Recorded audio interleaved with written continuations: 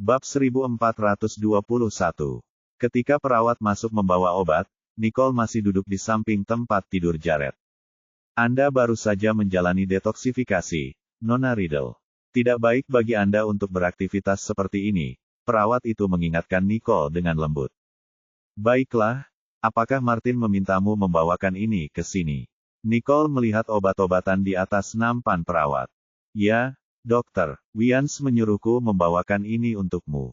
Perawat itu menyerahkan obat itu pada Nicole.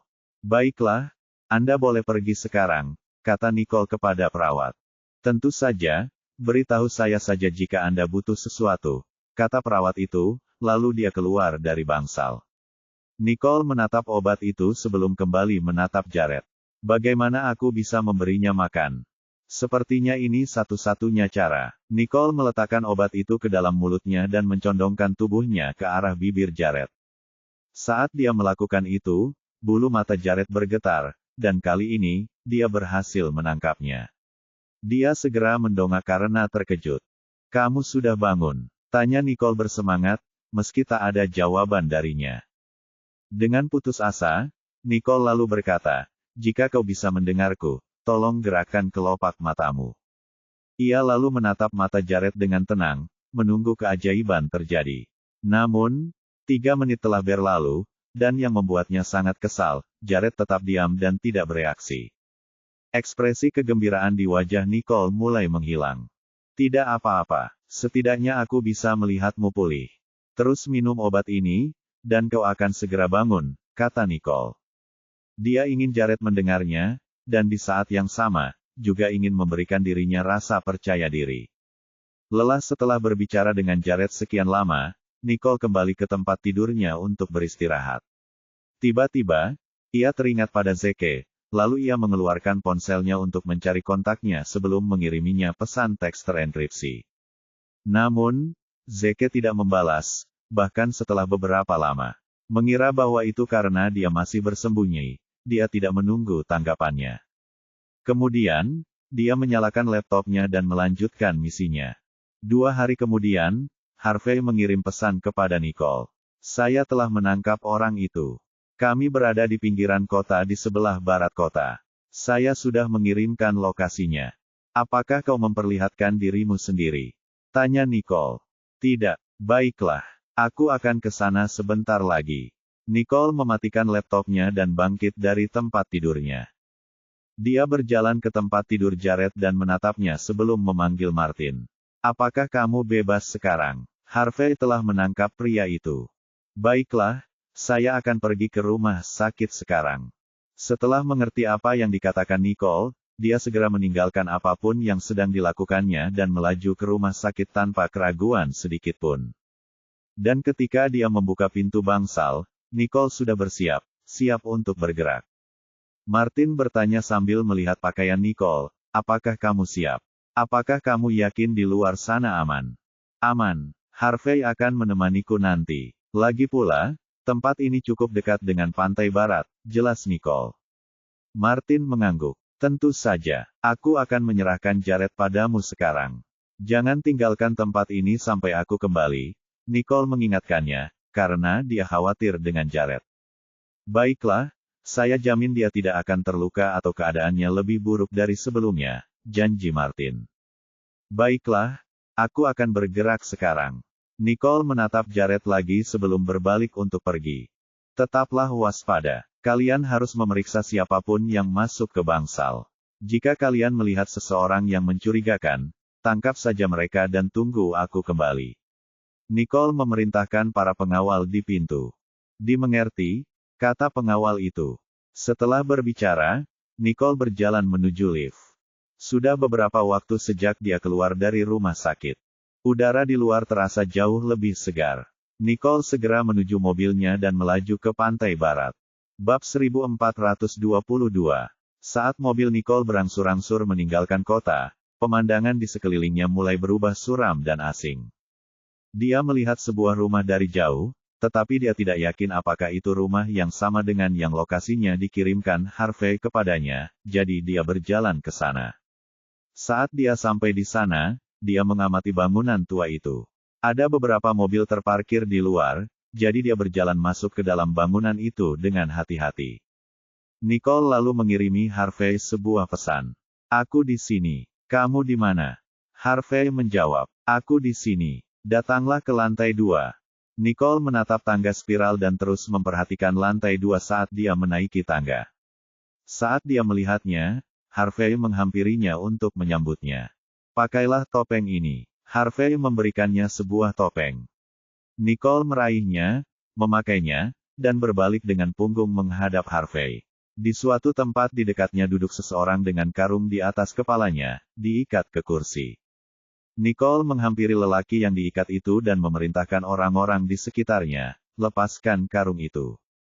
Wajah Luke muncul di hadapannya setelah karungnya dilepas, dan dia terkejut melihat dua orang bertopeng berdiri di hadapannya.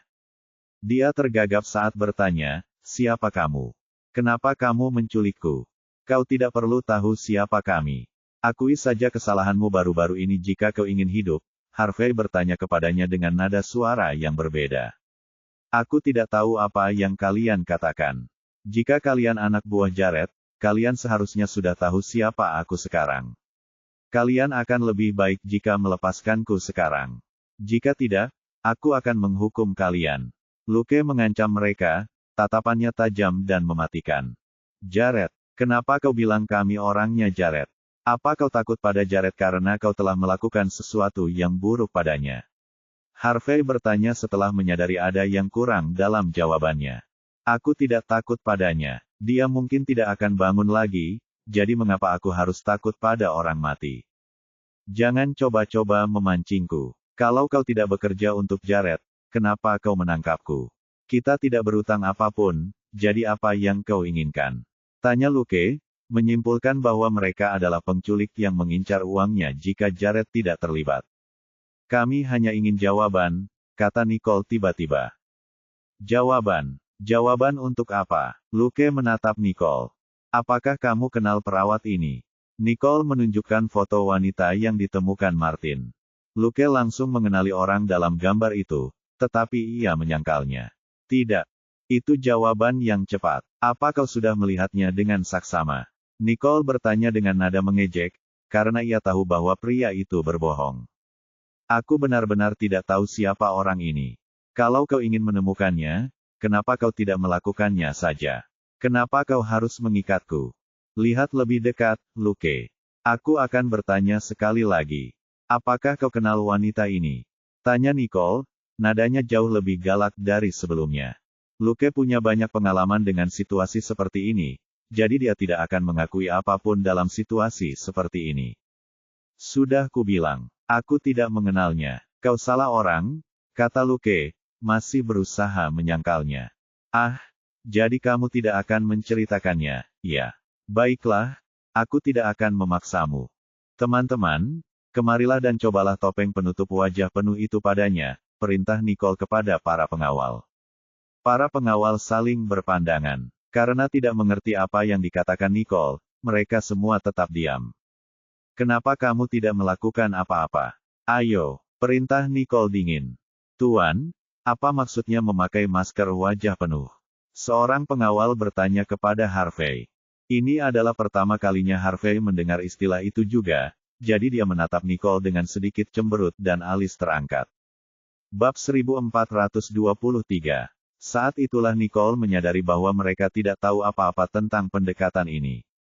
Jadi, ia berdiri dan mencoba mencari sesuatu yang dapat membantunya. Dia pergi ke Harvey dan berkata, saya butuh sebagian dari ini. Kemudian, dia mengangkat belatinya dan memotong sepotong kecil kain dari kemeja Harvey. Harvey terkejut. Mengapa kamu melakukan itu? Nanti aku belikan baju baru. Nicole lalu menghampiri Luke sambil membawa kain itu. Pegang dia dan ambilkan aku sebotol air itu. Nicole menatap Luke dan berkata, apa yang kau lakukan? Sebaiknya kau pikirkan baik-baik. Nicole terus menutupi mukanya dengan kain itu sebelum dia bisa menyelesaikan kalimatnya. Setelah itu, dia mengambil botol air dari pengawal itu dan bertanya lagi kepada Luke, apakah kamu kenal wanita itu? Saya tidak. Nicole menuangkan air ke kain dan Luke mulai meronta. Tekan lebih erat ke wajahnya dan pastikan dia menikmatinya, kata Nicole kepada pengawal itu. Ya, Bu. Perjuangan dan pukulan Luke menjadi lebih hebat saat ia kehabisan udara. Nicole menyuruh pengawal itu untuk menyingkirkan kain dari wajah Luke tepat sebelum dia hampir mati lemas. Luke terengah-engah setelah itu dan wajahnya berubah ungu dan pucat. Nicole kemudian menatapnya dan berkata, siapakah orang itu sekarang? Tidak, Luke menyangkal, masih menolak untuk menyerah. Baiklah, lakukan lagi. Nicole menatap Luke dengan pandangan menghina. Luke mengerang saat mereka menutupi wajahnya lagi. Kali ini, Nicole menunggu lebih lama sebelum mengizinkan pengawalnya melepaskan kain dari wajahnya.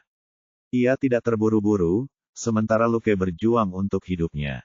Butuh 2 pengawal untuk menjepitnya. Baru ketika dia melihat Luke hendak pingsan, dia memberi isyarat kepada orang-orang itu agar menyingkirkan kain yang menutupi wajah Luke. Para pengawal itu melepaskan kain basah dari wajahnya, dan mata Luke terbelalak. Ia terengah-engah saat perlahan-lahan sadar kembali. Luke menatap Nicole dengan lemah. Aku tidak akan membocorkan apapun, bahkan jika kau menyiksaku sampai mati. Baiklah, ayo kita lakukan lagi. Namun sebelum Nicole dapat menyelesaikan kalimatnya, Luke mengalah dan berteriak, tunggu. Hentikan, aku akan memberitahumu. Aku akan menceritakan semuanya. Luke tidak sanggup mengalaminya lagi. Jika terus berlanjut, dia akan mati di sini. Silakan, ceritakan semua yang kau tahu, dan katakan sejujurnya. Nicole menatapnya dengan dingin. Luke meliriknya dan berbicara setelah menarik napas dalam-dalam beberapa kali. Saya kenal perawat itu. Apa yang kau suruh dia lakukan? Aku sudah menyuruhnya memberi pelajaran pada Nicole, kata Luke dengan ekspresi kejam di wajahnya. Hanya pelajaran? Tanya Nicole. Tentu saja, Nicole adalah alasan mengapa putriku meninggal. Tidak mungkin aku akan membiarkannya lolos begitu saja. Kebencian Luke yang membara terhadap Nicole memuncak saat ia memikirkan kematian Joyce. Apakah kau menyuruh perawat itu meracuninya? Tatapan Nicole menjadi lebih dingin seiring berjalannya interogasi. Racun? Kenapa kau berkata begitu? Itu ilegal. Luke memasang ekspresi terkejut seolah-olah dia benar-benar tidak bersalah. Nicole mengangkat sudut mulutnya dengan dingin. Jadi kau tahu itu ilegal, iya. Kemudian, dia mengeluarkan ramuan itu dan melemparkannya di depan Luke, yang terkejut saat melihatnya. Sepertinya Nicole mengirim orang-orang ini untuk menculikku. Apakah ini berarti dia masih hidup? Bab 1424. Apakah Nicole yang mengirimmu? Luke menatap Nicole, yang mengenakan topeng, dengan mata merahnya. Saya kira Anda mungkin tahu bahwa kantung infus ini dicampur dengan ramuan mematikan. Tidak, kalau ada yang salah, pasti perawatnya. Aku tidak bersalah. Teriak Luke, wajahnya pucat pasi. Beraninya kau berkata begitu. Teriak Nicole, suaranya begitu dingin hingga bisa membuat Luke membeku. Setelah merasakan kekejamannya, dia merosot ke kursi, ketakutan. Aku bersumpah aku tidak berbohong. Luke, apa kau benar-benar berpikir kami tidak tahu apa yang kau lakukan setelah kami membawamu ke sini? Sebaiknya kau jujur saja jika kau tidak ingin mengalami hal yang lebih buruk. Teriaknya. Aku tidak tahu apa-apa. Tolong biarkan aku pergi saja. Luke memohon, bersikeras tidak mengakui apapun setelah mengetahui bahwa orang-orang bertopeng ini dikirim ke sini oleh Nicole. Sepertinya kau sudah bosan hidup. Nicole mengeluarkan belatinya saat dia mendekati Luke perlahan. Dia meliriknya sekilas lalu menusuk kakinya. Luke berteriak kesakitan saat darah mengucur dari luka terbuka itu, dengan aliran darah mengalir menuruni gagang pisau dan jatuh ke lantai. Aduh, apakah kau berubah pikiran? Nicole menatapnya dengan dingin, seolah-olah dia tidak bisa mendengar gerutuannya sama sekali.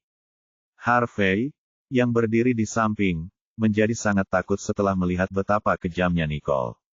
Ini adalah pertama kalinya dia melihat sisi Nicole yang seperti ini. Lucas tidak pernah merasakan sakit seperti ini sebelumnya. Karena tidak sanggup menahannya lagi, ia mulai memohon belas kasihan. Tolong biarkan aku pergi. Aku akan menceritakan semuanya kepadamu. Nicole terus menusukkan belatinya ke luka itu dan berkata, teruskan. Luke tahu bahwa ia mungkin akan kehilangan kakinya jika ia berbohong lagi kepada wanita bertopeng ini setelah melihat betapa seriusnya keadaan yang terjadi. Dia sekarang takut menyembunyikan kebenaran, jadi dia mengakui semua yang telah dia lakukan kepada Nicole. Nicole melepaskan pegangannya pada belati dan mengeluarkan perekam, membuat Luke merasa cemas setelah melihatnya. Kau benar-benar hina. Bagaimana kau bisa melakukan ini? Dasar rubah tua yang licik. Kau akan menghabiskan sisa hidupmu di penjara. Nicole melepas topengnya. Luke tidak dapat menahan diri untuk tidak terkesiap setelah melihat wajah Nicole. Kemudian, dia berkata sambil menatapnya dengan kaget, "Nicole, itu kamu." Dia hendak mengulurkan tangan dan merebut ponsel Nicole, tetapi rasa sakit yang tajam di kakinya menghalanginya saat dia bergerak, menghentikannya dari melakukan apapun. Kau seharusnya sudah menduganya, dasar orang tua. Kau tidak akan pernah berakhir seperti ini jika kau tidak mencoba menyakiti siapapun. Nicole menatap pengawal di sampingnya setelah menyelesaikan kalimatnya. Kirim dia ke polisi dan berikan mereka salinan rekaman ini juga. 11. Ya, Bu, jawab salah satu pria itu. Nicole, apa kau benar-benar berpikir kau bisa memenjarakanku? Kau terlalu naif. Gerutu Luke. Nicole berbalik dan menatapnya. Lebih baik kau berharap mereka memenjarakanmu, karena keadaanmu akan lebih buruk di sini. Kemudian, dia meninggalkan tempat itu bersama Harvey, meninggalkan rengekan kesal Luke di belakang mereka. Harvey melepas topengnya dan menatap Nicole setelah mereka keluar. Nicole, kamu kejam sekali waktu itu. Nicole menatapnya sekilas dan berkata, ayo kembali. Tentu, Harvey sedikit terintimidasi oleh Nicole, jadi dia segera masuk ke mobil dan diam-diam kembali ke rumah sakit bersamanya. Harvey masih terkagum-kagum dengan apa yang dilakukan Nicole saat mereka berjalan menuju koridor. Tiba-tiba, Nicole berhenti, menyebabkan Harvey hampir menabraknya. Kenapa kamu berhenti? Tanya Harvey sambil menatap Nicole dengan alis terangkat. Jangan sebut apapun tentang Luke saat kita masuk nanti. Nicole menatap Harvey dan berkata, kenapa? Apa kau takut Martin akan mengetahuinya? Harvey menatap Nicole dengan alis berkerut. Bab 1425. Aku punya alasan. Ingat saja itu. Oke. Martin sedang duduk di bangsal saat mereka mendorong pintu hingga terbuka. Dia tidak pernah meninggalkan ruangan itu sekalipun sejak Nicole keluar. Kalian kembali. Martin berdiri dan menatap mereka. Ya, sahut Nicole. Bagaimana hasilnya? Martin menatap Nicole dengan alis terangkat. Tidak ada yang buruk sama sekali, jawabnya, tidak perlu khawatir lagi akan penyergapan. Itu bagus, kata Martin. Tiba-tiba, telepon Martin berdering, dan dia meliriknya. Nicole, seseorang dari pabrik baru saja menelepon. Aku akan segera ke sana, karena kalian sudah kembali. Martin menatap Nicole dan berkata. Tentu, jawabnya. Terima kasih atas bantuanmu. Sampai jumpa. Jangan khawatir, jawab Martin. Sampai jumpa, Harvey. Baiklah, berkendaralah dengan aman, kata Harvey. Harvey naik ke tempat tidur Jared dan menatapnya.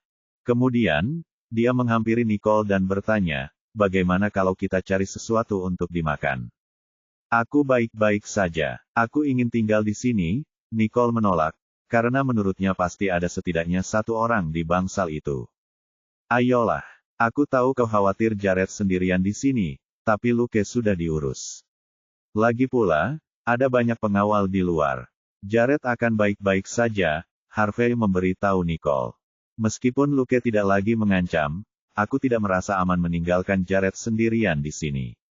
Kau sebaiknya keluar dan makan sendiri saja. Nicole, rumah sakit. Tunggu, Nicole, kita hampir sampai di rumah sakit, Jared mencoba menghibur Nicole saat mengemudi. Jangan ke rumah sakit, cari Martin. Dia dokter terbaik di sini, Nicole mengingatkannya sambil berbaring di belakang. Jared segera memutar balik mobilnya dan melaju ke pabrik bacon. Dengan cemas, dia menelepon Martin. Martin, Nicole terluka. Di mana kamu sekarang? Nicole terluka. Saya di rumah.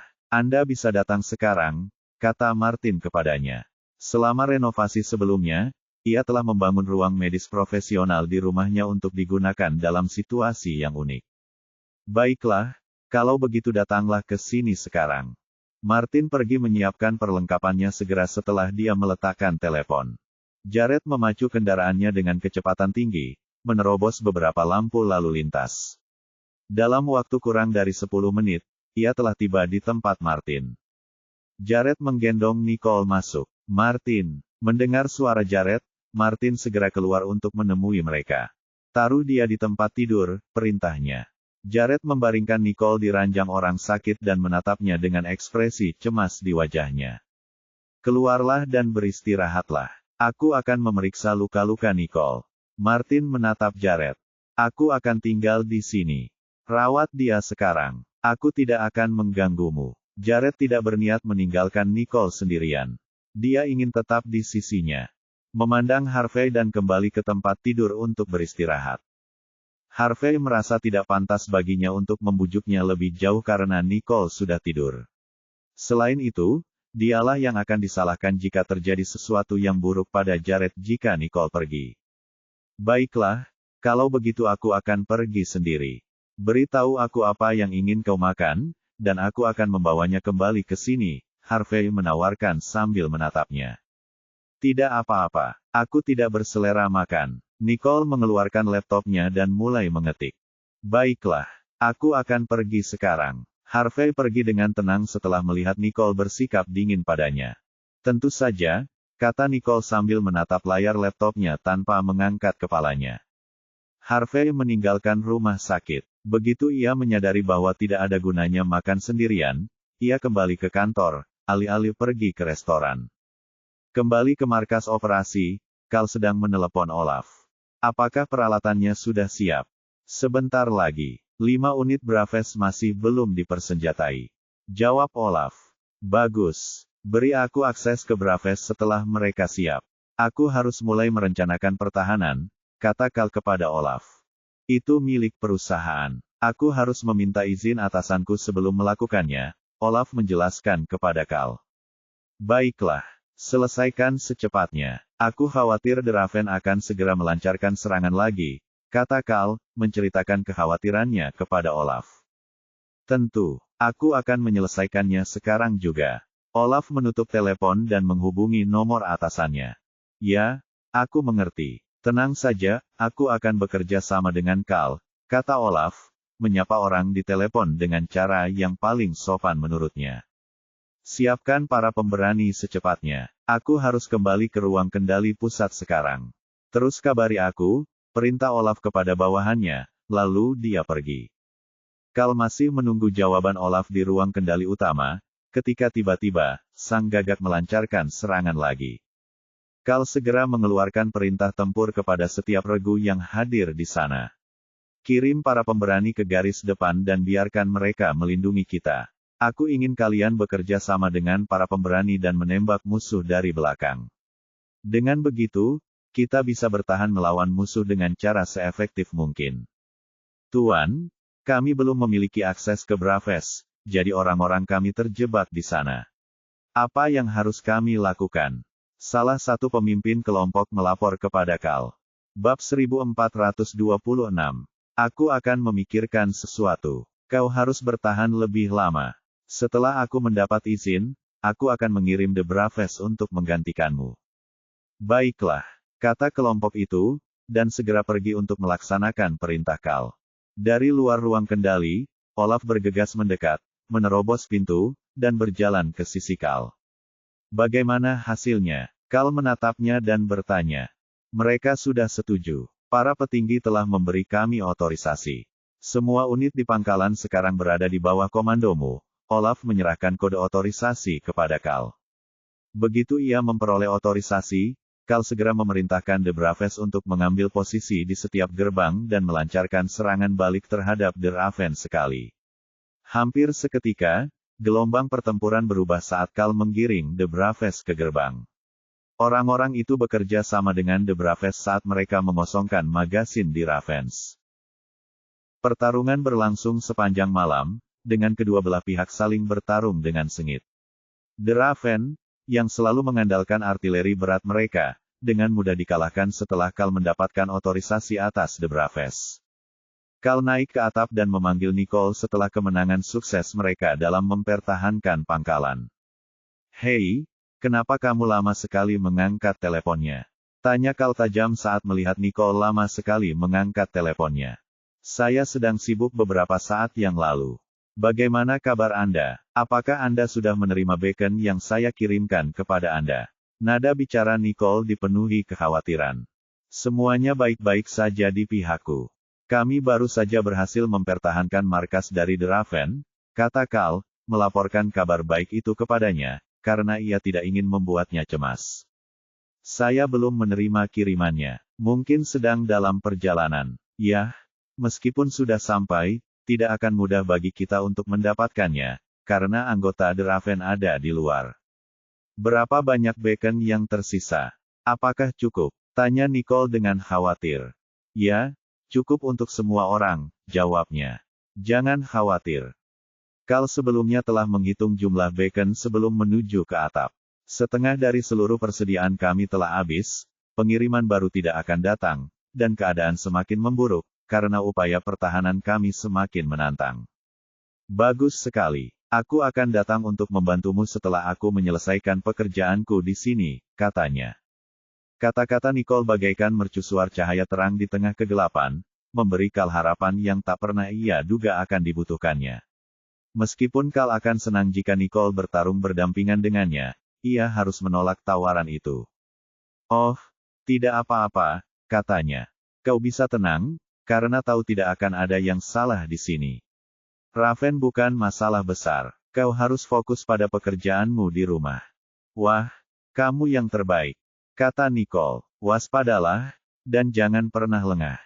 Nicole sangat mengenal karakter Kal, itulah sebabnya dia tidak membantahnya, dan memilih untuk memberinya kata-kata penyemangat. "Jangan khawatir. Aku akan menemuimu setelah misi selesai," kata Kal melalui telepon. "Tentu saja, kau harus bergegas sekarang," desak Nicole. "Tentu saja," katanya. "Pokoknya, aku harus pergi sekarang." "Oke." Setelah menutup telepon, Kal kembali ke ruang kontrol utama dan terus menyebarkan pertahanannya ke seluruh markas. Sementara itu, Nicole sibuk memecahkan kunci terakhir untuk Zeke. Nicole menghela napas panjang lega karena akhirnya menemukan kunci rahasia terakhir. Ia telah memenuhi harapan Zeke, berkat kemampuannya menguraikan enkripsi untuk tugas tersebut. Bab 1427. "Aku tidak tahu di mana dia berada dan bagaimana keadaannya sekarang," pikir Nicole. Dia berencana untuk menghubungi Zeke, tetapi kemudian mendapat peringatan pop-up yang tidak terduga di komputernya. Ada alarm tertunda yang selama ini disembunyikan, tebaknya. Begitu kodenya dipecahkan, alarm itu akan tetap aktif, terlepas dari apakah misinya berhasil atau tidak. "Lokasiku telah terkunci segera setelah aku berhasil memecahkannya." Nicole segera menyadari keseriusan masalah tersebut dan menelepon Martin. "Martin, ada hal mendesak yang harus kuurus, dan aku harus pergi dulu. Mengenai Jared, aku serahkan padamu." Nicole melirik Jared sambil berbicara dengan Martin di telepon. "Apa yang terjadi?" tanya Martin, bingung dengan panggilan telepon Nicole yang tiba-tiba, dan juga permintaannya yang aneh. "Aku tidak punya waktu untuk menjelaskannya kepadamu sekarang. Aku akan menjelaskan semuanya begitu aku kembali. Aku harus segera pergi, jadi bisakah kau datang sebelum aku pergi?" tanya Nicole, nadanya dipenuhi dengan ketidaksabaran. "Baiklah, aku akan segera datang," katanya setuju. Ini pertama kalinya Martin mendengar Nicole begitu tidak sabar.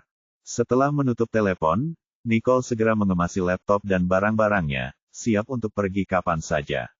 Ia kemudian berjalan ke ranjang rumah sakit Jared sebelum membungkuk untuk mencium keningnya. "Jared, aku mungkin harus pergi sebentar. Kau harus bangun secepatnya, dan saat aku kembali, aku berharap bisa melihatmu yang dulu lagi." Pintu bangsal tiba-tiba terbuka oleh Martin, yang masuk dengan cepat dan menghampirinya untuk bertanya, "Nicole, apa yang membuatmu terburu-buru? Kamu belum pulih sepenuhnya. Tidak disarankan bagimu untuk keluar." Martin menatap Nicole dengan khawatir, karena dia tidak ingin keadaan menjadi seperti yang terjadi sebelumnya. "Jangan khawatirkan aku aku baik-baik saja. Selama aku pergi, aku akan menitipkan Jared padamu. Tolong, jaga dia baik-baik untukku. Nicole menatap Martin dengan sungguh-sungguh, karena dialah yang paling percaya padanya. Jangan khawatir, aku akan menjaganya dengan baik. Kau mau kemana? Kau seharusnya memberiku peringatan, kan? Tanya Martin, merasa bahwa Nicole bersikap agak aneh. Mengapa dia tiba-tiba harus pergi untuk perjalanan bisnis? Pikirnya, yang lebih parah lagi, semua ini terdengar sangat mencurigakan.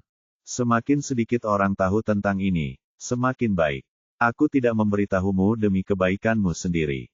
Nicole melirik jam. Aku harus pergi, aku tidak bisa tinggal di sini. Martin menundukkan pandangannya. Mungkinkah dia akan keluar sana untuk melakukan sesuatu yang berisiko? Nicole, kamu tidak bisa melakukan hal-hal yang akan membuatmu terbunuh. Tidak ada yang berbahaya tentang hal itu, katanya. Itu hanya perjalanan bisnis ke luar negeri.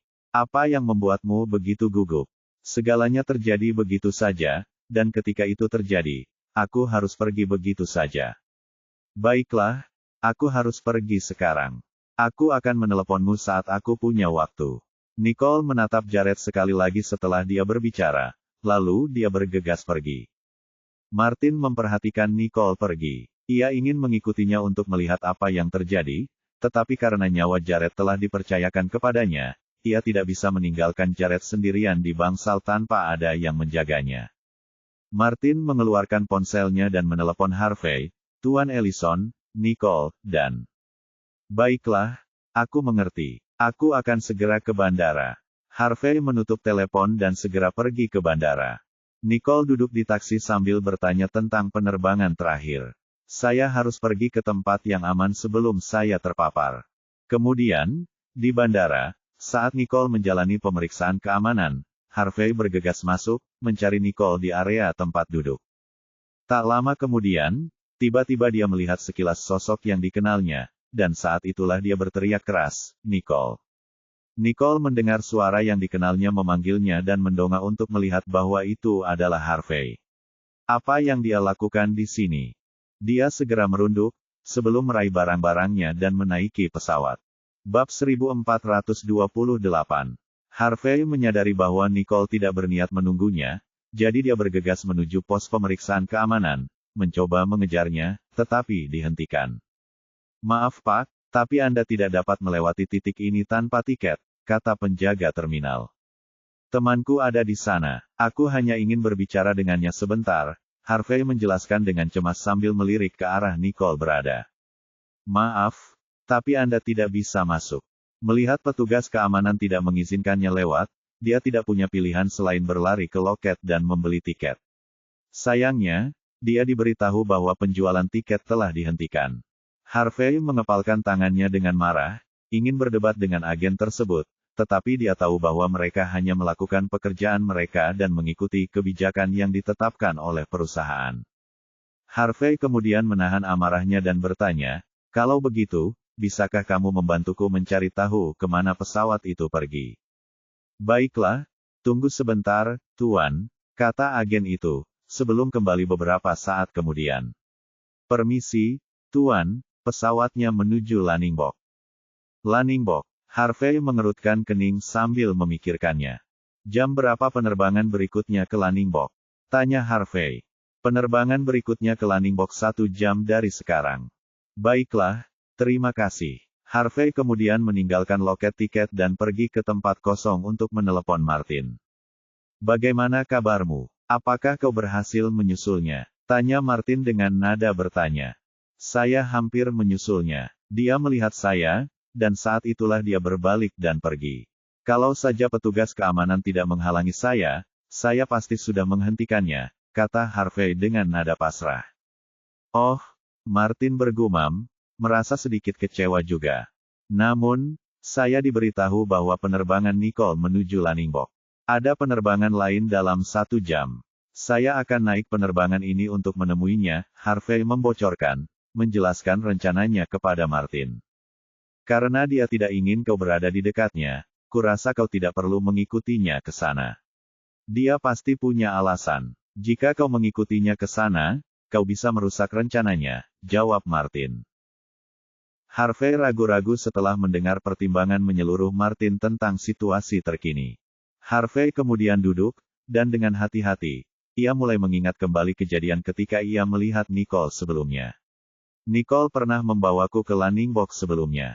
Sebelumnya, ia berpura-pura tidak mengenalku. Mengapa ia melakukan itu? Apakah ada yang membuntutinya? Apakah ia takut akan membuatku mendapat masalah?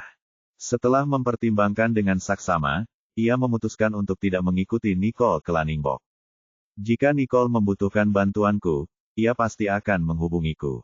Apa yang dikatakan Martin benar. Jika aku bergegas mencarinya, aku mungkin akan menimbulkan masalah yang tidak terduga. Setelah pikiran impulsifnya mereda, Harvey kembali tenang dan menyaksikan pesawat lepas landas. Meskipun aku tidak tahu apa yang akan kau lakukan. Aku harap kau kembali dengan selamat, Nicole, Harvey berkata dalam hatinya sebelum melangkah keluar bandara dengan langkah lebar. Kemudian, dia kembali ke kantornya. Di pesawat, Nicole merasa lega melihat Harvey tidak berhasil menyusulnya, atau kalau tidak, akan merepotkan baginya untuk mengurusnya. Ia menurunkan topinya sedikit, lalu mengeluarkan ponselnya dan mengirim pesan singkat kepada Zeke. Kamu ada di mana? Setelah beberapa saat, Nicole menerima pesan dari Zeke. Aku bersembunyi di Honveher. Ada banyak orang yang memburuku, itulah sebabnya.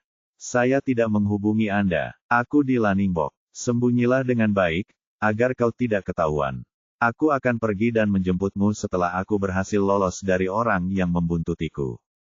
Baiklah. Aku akan menunggumu. Bab 1429. Jangan khawatir. Aku akan datang dan menjemputmu.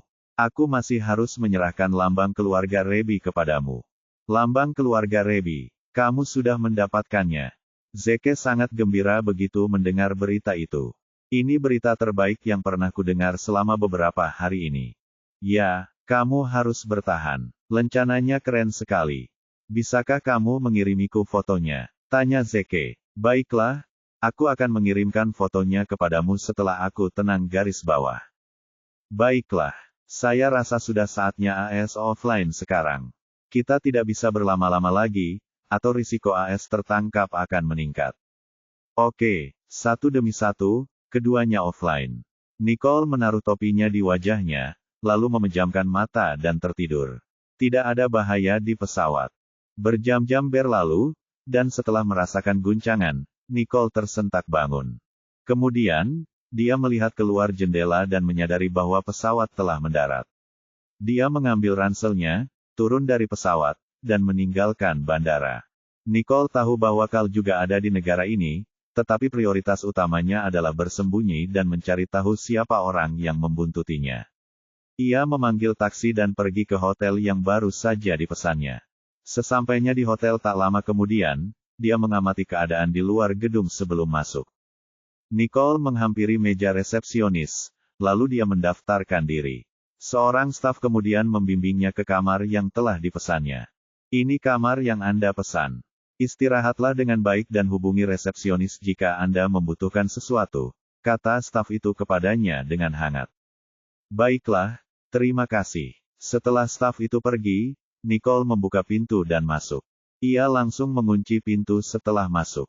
Kemudian, ia mulai memeriksa keamanan ruangan, memeriksa setiap sudut dan celah untuk memastikan keamanannya sebelum meletakkan ranselnya. Setelah itu, dia menyingkirkan tirai dan melihat ke bawah, pemandangannya jelas dan luas. Jika terjadi sesuatu, aku akan dapat melihatnya dengan jelas. Nicole menuangkan segelas air untuk dirinya sendiri sebelum mengeluarkan laptopnya untuk memeriksa tugas dan benar saja, firasatnya terbukti. Alarm berbunyi, dan seseorang sudah membuntutiku, katanya. Untungnya, aku meninggalkan rumah sakit tepat waktu, kalau tidak, Jared akan terlibat. Meninggalkannya di sana adalah pilihan terbaik untuk menjaganya tetap aman. Dilihat dari seberapa cepat aku meninggalkan negara ini, akan butuh waktu lama bagi mereka untuk menemukanku. Sekarang aku hanya harus mendapatkan lencana yang sudah kujanjikan pada Zeke, pikir Nicole, karena dia telah memberitahu Zeke bahwa dia sudah mendapatkan lencana itu agar bisa memberinya harapan dan motivasi. Jari-jarinya yang ramping kemudian bergerak cepat di atas keyboard saat dia bertekad menekan tombol terakhir. Jika semuanya lancar, saya akan selesai dalam waktu setengah jam. Sementara itu, Martin mendapati dirinya tidak mampu mengurus Jared secara terus-menerus, karena dia memiliki pabrik yang harus dia jalankan. Dengan Jared yang dibiarkan dalam kondisi vegetatif, dan dengan Max dan Klaus sibuk dengan urusan Johnston Group, dialah satu-satunya orang tersisa yang mengelola berbagai hal di pabrik bacon. Jika aku pergi, siapa yang akan menjaga Jared? Martin merenung cukup lama. Ketika Harvey muncul di benaknya, ia menggelengkan kepalanya dan berkata, Harvey tidak bisa melakukan ini. Ia tidak pernah akur dengan Jared. Harvey tidak akan pernah bisa merawatnya. Siapa lagi yang bisa aku percayakan? Wajah cantik kemudian muncul di benakku. Selain Nicole, dialah satu-satunya yang menunjukkan ketulusan hati pada Jared. Setelah berpikir keras, Martin mengeluarkan telepon genggamnya dan menghubungi sebuah nomor. "Mengapa Anda memanggil saya, Tuan Wians?" tanya Fiorella heran. Dia baru saja kembali ke kantornya setelah rapat ketika Martin menelepon. Bab 1430. Nona Fisher, ada sesuatu yang mungkin belum Anda ketahui, jadi saya menelepon Anda untuk memberitahu Anda tentang hal itu. Itu adalah sesuatu yang harus Anda ketahui. Fiorella menjadi bingung setelah mendengar apa yang baru saja dikatakan Martin, apa yang seharusnya aku ketahui, dan apa yang seharusnya tidak aku ketahui. Apa yang sedang dia bicarakan? Dengar, Tuan Wians, saya tidak tahu apa yang Anda baca akhir-akhir ini, tetapi saya akan sangat menghargai jika Anda tidak berbicara dengan teka-teki. Jangan bertele-tele. Katakan saja langsung kepada saya jika Anda memiliki sesuatu untuk dikatakan, kata Fiorella dengan tenang. Baiklah, karena kamu sudah tidak asing lagi dengan AS, aku akan langsung menceritakannya kepadamu. Oke, Tuan Johnston telah dirawat di rumah sakit setelah mengalami beberapa luka kritis, Martin menjelaskan, lalu berhenti sejenak, berniat mendengarkan apa yang akan dikatakan Fiorella. Cedera kritis. Fiorella melompat dari kursinya saat mendengar Jared dirawat di rumah sakit. Apa yang terjadi? Jared dirawat di rumah sakit mana sekarang? Katakan padaku. Aku akan segera ke sana. Fiorella bertanya dengan cemas. Jangan khawatir, Tuan Johnston ada di rumah sakit saya, jawab Martin. Baiklah, saya akan segera ke sana. Fiorella menutup telepon dan bergegas keluar dari kantor. Begitu dia keluar ruangan, dia bertemu dengan asistennya, yang berkata, ada kontrak yang perlu Anda selidiki, Nona Fisher. Taruh saja di mejaku. Ada tempat yang harus aku datangi. Setelah memberikan jawaban singkat itu kepada asistennya, dia bergegas masuk ke dalam lift, yang membuat asistennya menatapnya dengan alis berkerut. Kemana dia pergi, dan mengapa dia terburu-buru? Fiorella tiba di rumah sakit dalam waktu kurang dari 10 menit. Ia mengikuti lokasi yang dikirim Martin, dan dalam waktu singkat, ia menemukan bangsal Jared, yang terletak di lantai privat. Namun, sebelum ia bisa masuk, salah satu pengawal menghentikannya di pintu. Kamu tidak diizinkan masuk ke sana. Saya Fiorella Fisher. Saya bilang, tidak seorang pun diizinkan masuk. Anda, Martin, yang mendengar keributan di luar, bergegas menghampiri dan mendorong pintu hingga terbuka. Biarkan dia masuk. Akulah yang memintanya masuk, kata Martin kepada pengawal itu.